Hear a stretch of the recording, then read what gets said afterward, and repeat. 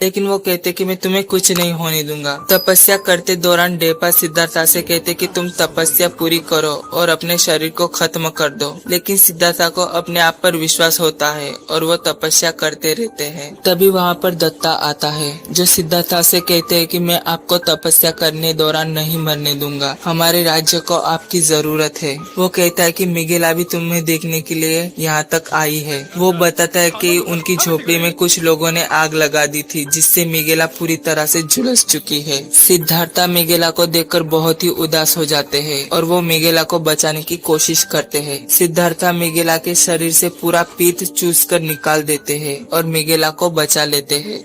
यह सब देखकर अब मिगेला भी सिद्धार्था से कहती है कि मैं तो मर जाना चाहती थी, लेकिन तुम्हारे लक्ष्य को देखकर अब मुझे भी जीने की इच्छा हो रही है। तब दत्ता कहता है कि जब तुम्हारी तपस्या पूरी हो जाएगी तब तुम वापस आ जाना, हम तुम्हारा इंतजार करेंगे। हम दूसरी तरफ शाक्या के साम्राज्य को देखते हैं जहाँ पर खोसाला के राजकुमार ने हमला कर दिया था और वो उस राज्य में घुसकर सब कुछ बर्बाद कर देते हैं। वह एक एक करके सारे सिपाहियों को मार देते हैं और उस राज्य को खत्म ही कर देते हैं। अब वो दिन भी नजदीक आ गया था जिस दिन असाजी की मृत्यु होनी थी। असाजी कहता है कि अब मैं मर जाऊंगा, मुझे भूखे जानवर खा जाएंगे। लेकिन सिद्धार्था कहते कि मैं तुम्हें कुछ नहीं होने दूंगा और वो असाजी को पेड़ से बांध देते हैं। लेकिन फिर भी मृत्यु को कौन रोक सकता है। एक खरगोश आकर पेड़ पर चढ़ जाता है और असाजी के साथ जो रस्सी बंधी थी उसे काट देता है और फिर असाजी भी चलते चलते जंगल में चला जाता है और वो देखता है कि कुछ जानवरों के बच्चे भूखे थे और वो उनके पास जाकर कहता कि तुम भूखे हो ना, कोई बात नहीं, मैं तुम्हारी भूख मिटाऊंगा। और वो उन भूखे जानवरों के सामने सो जाता है। तभी वहाँ पर सिद्धार्था की आँख खुल जाती है और वो देखता है कि असाजी वहाँ पर नहीं है और वो उसे ढूंढने के लिए जंगल में चला जाता है। वो देखता है कि जानवरों ने असाजी को खा लिया था। यह देखकर सिद्धार्था बहुत रोते हैं,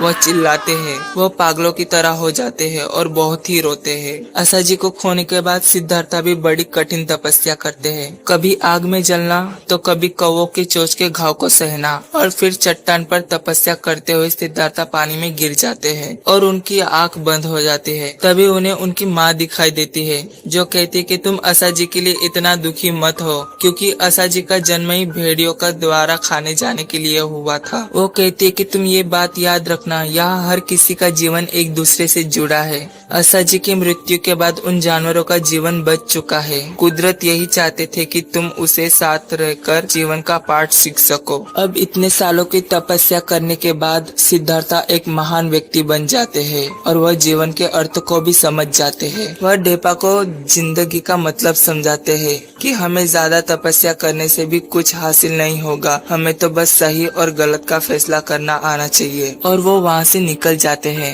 दूसरी तरफ हम दुष्ट राजकुमार को देखते हैं जिसने शाक्य के राजा को बंदी बना लिया था और वहाँ के लोगों को मार पीट कर काम करवा रहा था। उसने साथ ही साथ अपनी माँ को भी बंदी बना लिया था क्योंकि उसकी माँ भी एक दासी थी। लेकिन वो राजकुमार अपनी माँ को बस एक दासी के रूप में ही देखता था और बहुत नफरत करता था। उसकी माँ जो बंदी थी, वहाँ एक और बड़े शरीर वाला लड़का था जो राजकुमार की माँ को अपनी माँ कहकर बुलाता था। यताला कहता है कि माँ आप चिंता मत करो, मैं आपको यहाँ से बाहर निकालूंगा। इसलिए वो राजकुमार के पास जाता है, लेकिन वो दुष्ट राजकुमार यताला को जंजीरों से बांधकर बहुत मारता है। यताला कहता है कि आप अपनी माँ के साथ ऐसा कैसे कर सकते हो? तो राजकुमार कहता है कि भले ही वो मेरी माँ है, लेकिन है तो एक दासी ही और उन्होंने झूठ बोलकर मेरे पिता से शादी की है और उनकी सजा वहीं पर है। वो कहता है कि जो कोई भी राज्य के साथ गलत करेगा मैं उसे नहीं छोड़ूंगा, चाहे वो मेरी माँ ही क्यों ना हो। यह सब सुनकर यताला को बहुत गुस्सा आता है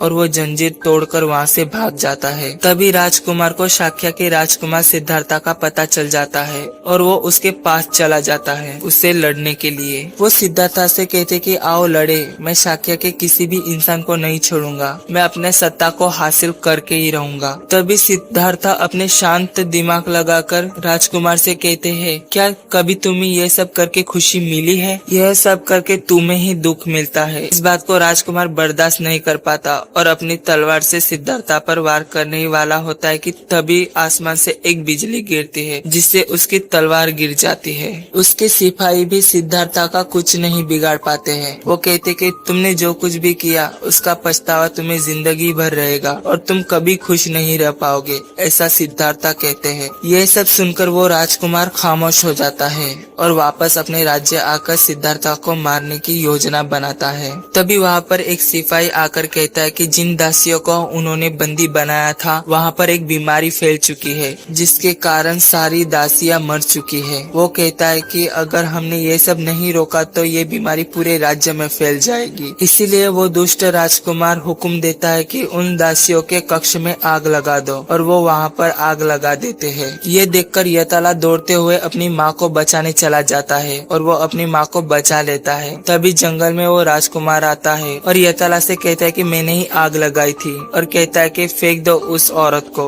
वो एक दासी है। ये सुनकर यताला को बहुत गुस्सा आता है और राजकुमार से कहता है कि अब मैं तुम्हारा गुलाम नहीं हूँ और वो अपनी माँ को गोद में उठा लेता है और कहता है कि चलो माँ, हम यहाँ से दूर चले जाएंगे, इन दरिंदों से बहुत दूर, इन निर्दयी लोगों से। दासी माँ यताला से सवाल पूछती है कि तुमने मुझे क्यों बचाया, जिस पर यताला कहता है कि आप मेरी माँ जैसी हो और मैंने हर बार आपके अंदर मेरी माँ को देखा है। तो दासी माँ कहती है कि आज से मैं ही तुम्हारी माँ हूँ। कुछ देर बाद यताला अपनी माँ के लिए खाना लाता है तो वो देखता है कि अब उसकी माँ नहीं रही। ये देखकर यताला बहुत रोता है और वो अपनी माँ की मौत को बर्दाश्त नहीं कर पाता और माँ को जंगल में ही दफन कर देता है। इतना सब कुछ होने के बाद वो मरना चाहता था तो वो बुद्धा सिद्धार्था के पास जाता है अपनी मौत मांगने, लेकिन सिद्धार्था समझाते हैं कि दुख दर्द हर किसी के जीवन में है और हमें इससे लड़कर जीना चाहिए। ऊपर वाले ने किसी न किसी को किसी के लिए भेजा है। ये सब सुनकर यताला बहुत ही भावुक हो जाता है और कहता है कि आप मेरे गुरु बन जाओ, जिससे सिद्धार्था कहते हैं कि नहीं, मेरा उद्देश्य अभी पूरा नहीं हुआ है। ये सुनकर यताला चला जाता है कहीं दूर। कहानी के अंत में हम देखते हैं कि